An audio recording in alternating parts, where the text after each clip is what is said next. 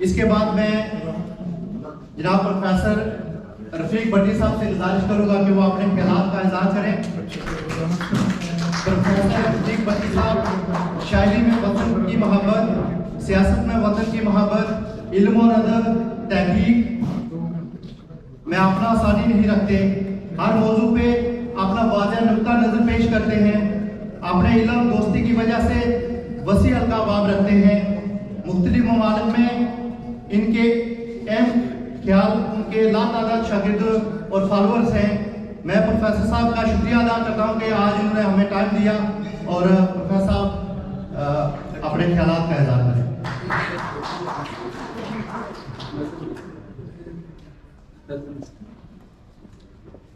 بسم اللہ الرحمن الرحیم، نحمدہ ونصلی علی رسولہ الکریم، اما بعد فاعوذ باللہ من الشیطان الرجیم، بسم اللہ الرحمن الرحیم۔ میرے لیے یہ اعزاز، عزت اور وقار کی بات ہے کہ میں آج کشمیر امریکن کمیونٹی کی طرف سے قائد کشمیر بیرسٹر سلطان محمود صاحب کے اعزاز میں منعقدہ اس باوقار خوبصورت، جس میں کہ صرف 2 خواتین ہیں، زیادہ ہونی چاہیے چونکہ ہماری تحریک آزادی میں خواتین کا اور حضرات کا برابر کا حصہ ہے، اور اگر ہم چاہتے ہیں کہ یہ زیادہ توانا ہو، طاقتور ہو، مضبوط ہو، تو ہمیں خواتین کو زیادہ اپنے صف میں شریک کرنے کی ضرورت ہے۔ اختر شہرانی فرماتے ہیں، عشق و آزادی بہار زیست کا سامان ہے، عشق و آزادی بہار زیست کا سامان ہے، عشق میری جان، آزادی جناب صدر صاحب محترم، آزادی میرا ایمان ہے، عشق پر کر دوں نچھاور اپنی ساری زندگی، اور جناب صدر محترم سلطان بیرسٹر صاحب، اور آزادی پہ میرا عشق بھی قربان۔ میں ایک استاد ہوں، ایک پروفیسر ہوں، ایک ٹیچر ہوں، سیاستدان نہیں ہوں۔ سیاست کے معاملات ہم نے بیرسٹر صاحب کے ذمہ لگائے ہوئے ہیں اور ان سے بہت توقعات ہیں۔ آج کی ہماری یہ نشست جو ہے، بیسیکلی ہمیں اپنے اعمال کا، اپنی کامیابیوں کا تجزیہ کرنا چاہیے کہ ہم نے اچیو کیا کیا ہے۔ میں مانتا ہوں، میرا یقین ہے، میرا اعتماد ہے، اور مجھے اس کی پوری سوجھ بوجھ ہے کہ جناب قائد کشمیر بیرسٹر سلطان محمود صاحب نے کشمیر کی آزادی کے لیے بہت کام کیا ہے۔ یہ ایک روز روشن والی بات ہے۔ میں نہ تو منہ پر چاپلوسی کر رہا ہوں اور نہ ہی کوئی قصیدہ پڑھ رہا ہوں۔ جو حق ہے، حق با حقدار رسید، حقدار کو اس کا حق ملنا چاہیے۔ لیکن میں حقداروں سے یہ بھی پوچھنا چاہتا ہوں، ان کے والد محترم اللہ ان کو جنت نصیب کرے، ان کا بھی تحریک آزادی کے حوالے سے بڑا کردار ہے، اور ہمیں وہ تسلیم کرنا چاہیے۔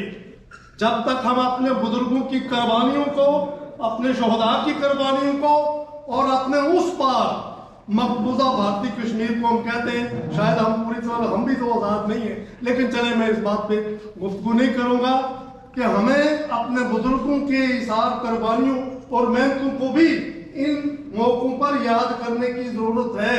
میں ان کے والد محترم کو آج اس سٹیج پر، جبکہ آپ لوگوں نے یہ تقریب منعقد کی ہے، میں ان کو بھی خراج تحسین پیش کرتا ہوں۔ اگلی بات جو میں کرنا چاہتا ہوں، ویسے میں ایک پروفیسر ہوں، ایک ماسٹر ہوں، میں اکیڈمک قسم کا بندہ ہوں، سیاسی بندہ نہیں ہوں، لیکن جب ان جیسے لوگوں کے ساتھ بیٹھنا پڑ جائے تو پھر تھوڑی سی سیاست کا چسکا بھی لگ جانا چاہیے۔ اور وہ چسکا یہ ہے کہ حضرت آپ کی بہت محنتیں، بہت کاوشیں ہیں۔ میں بہت ادب کے ساتھ، بہت ہی سر تسلیم خم کرتے ہوئے یہ پوچھنا چاہتا ہوں کہ we did a lot, what we achieved. This is a point, this is a meeting where we have to take stock of our struggle. What did we achieve? हमने क्या अचीव किया है? तो उस हवाले से मैं अपने आप को भी गुनहगार और जिम्मेदार समझता हूँ। मैं एक उस्ताद हूँ, मैंने बहुत अच्छा पढ़ाया है। मैंने दिल्ली में भी कश्मीर कॉन्फ्रेंस अटेंड की है। मैंने क्राइसिस मैनेजमेंट की कॉन्फ्रेंस दिल्ली में जामिया मिलिया में अटेंड की है। मैंने जवाहरलाल यूनिवर्सिटी इंडिया में मतलब वर्ल्ड वाइड कॉन्फ्रेंस को भी अटेंड किया है। मुझे उस मीटिंग में पूछा गया था, जवाहरलाल यूनिवर्सिटी की इंटरनेशनल मीटिंग में, कि प्रोफेसर साहब आपके पास कश्मीर के मसले का क्या हल है? मैंने कहा जी हल तो है, लेकिन हम किसके पेश करें? कौन सुनने वाला है हमारी बात कि हम उनको पेश करें? उन्होंने कहा देखें, हिंदुस्तान की फौज है कश्मीर में, वो खुद मानते हैं 7-8 लाख फौज हमारी कश्मीर में है, 2-4 लाख तो है। जब ये फौजें लड़ती हैं तो मारे कश्मीरी जाते हैं। तो भट्टी साहब आपके पास इसका क्या हल है? मैंने कहा बड़ी बात है कि हिंदुस्तान वालों को कश्मीरियों का दर्द है। मैंने कहा भाई बड़ी बात है, मैं तो हैरान हूं कि आप हिंदुस्तान के दानिशवर मुझसे पूछते हैं कि कश्मीर के मसले का क्या हल है, और ये भी कह रहे हैं कि जब दो फौजें लड़ती हैं तो कश्मीरी मारे जाते हैं। मैंने कहा यार तो इसका बड़ा आसान हल है, आप भी फौज निकाल दे, पाकिस्तान भी फौज निकाल दे, कश्मीरियों को 10-5 साल दे, बैरिस्टर सुल्तान महमूद को दे 10 साल दे, 5 दे, ये हल कर लेगा। आप किसी और कश्मीरी पर भरोसा करें। आपने ये अपने गले में ये अजाब क्यों डाला हुआ है? क्या हम में ऐसी सलाहियत नहीं है? क्या हम इस मसले को हल नहीं कर सकते? क्या हम इंटरनेशनल फोरम पर अपने काज को प्लीड नहीं कर सकते? किस चीज की हम में कमी है? इसलिए मैं जहाँ पर सुल्तान महमूद कश्मीर से ये गुजारिश करता हूँ कि तहरीक को अपने हाथ में ले, तहरीक को अपने हाथ में ले। ये आपकी जिम्मेदारियां हैं। सबसे बड़ी गलती ये है कि कश्मीरियों ने ना पाकिस्तान को अंडरस्टैंड करवाया है कि हमारा मसला क्या है, ना हिंदुस्तान को अंडरस्टैंड करवाया है कि हमारा मसला क्या है। ये हमारी कमजोरी है। कश्मीर का मसला ना हिंदुस्तान ने पैदा किया है, ना पाकिस्तान ने पैदा किया है, ना अमेरिका ने पैदा किया है, ना बरतानिया के ताज बरतानिया ने पैदा किया है। कश्मीर का मसला मैंने पैदा किया है, ये कश्मीरियों ने पैदा किया है, और कश्मीरियों को हल करना हमने पैदा किया है, हमने हल करना है। इसलिए अपने वजूद को मनवाइएगा, अपने वजूद को तस्लीम करवाइएगा। अपनी हैसियत में आपके लिए एक 25 अक्टूबर 1947 की अखबार का एक तराशा लेके आया हूँ, वो मैं आपके सामने पढ़ूंगा। 25 अक्टूबर 24 अक्टूबर को हमारी हुकूमत कायम हुई थी, और 25 अक्टूबर को ये जो अखबार है टाइम्स ऑफ पाकिस्तान, उसमें रियासत जम्मू कश्मीर की जो रियासत कायम हुई थी, हुकूमत कायम हुई थी, उसका एलामिया जारी हुआ। मैं आज वो एलामिया जनाब बैरिस्टर सुल्तान महमूद के पेश करता हूँ, और इनको गौर का वक्त देता हूँ कि सोचें, जब हमने ये कश्मीर बनाया था, जब ये रियासत कायम हुई थी, जब ये हुकूमत बनी थी, तो हमारे क्या अज़ाइम थे, और इस वक्त हमारी क्या पोजीशन है। बस 1-2 मिनट की आप अबारत सुनिए।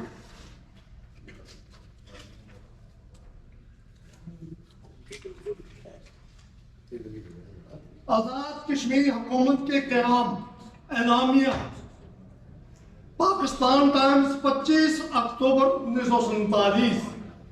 अबूरी हुकूमत जो रियासत के मामलात संभाल रही है के बारे में जोरदार अल्फाज में वाज़ेह किया जाता है। आप लोग सब सुने और गौर करें इन अल्फाज पर।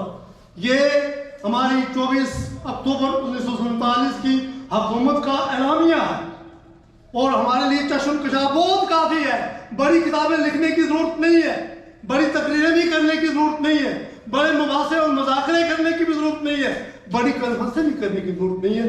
बस ये 10 लफ्ज़ पढ़ लें तो हमारी 14 तबक रोशन हो जाएगी। हाँ जी, के बारे में पुरज़ोर अल्फाज में वाज़ेह किया जाता है कि ये फिरका बनाना हुकूमत नहीं।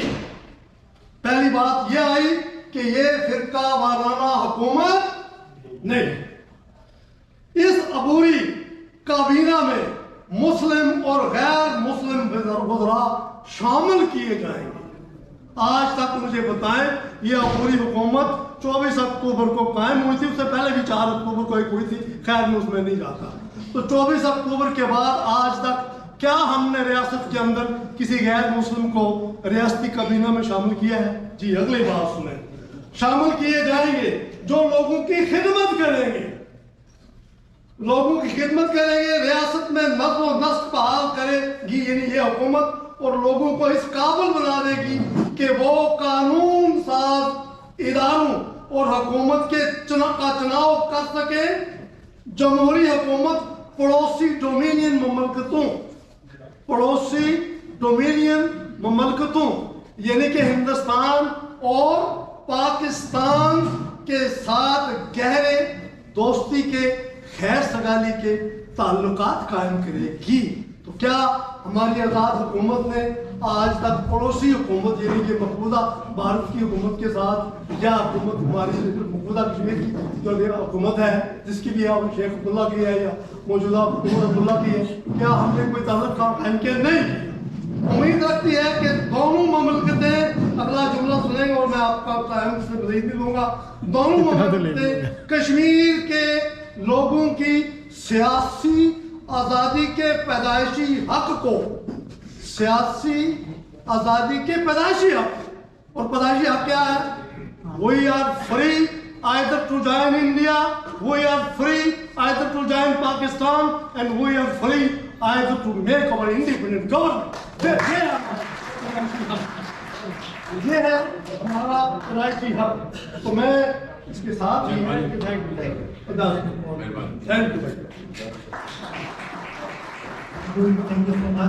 فیصل صاحب نے بڑے خوبصورت انداز میں مسئلہ کشمیر پہ روشنی ڈالی.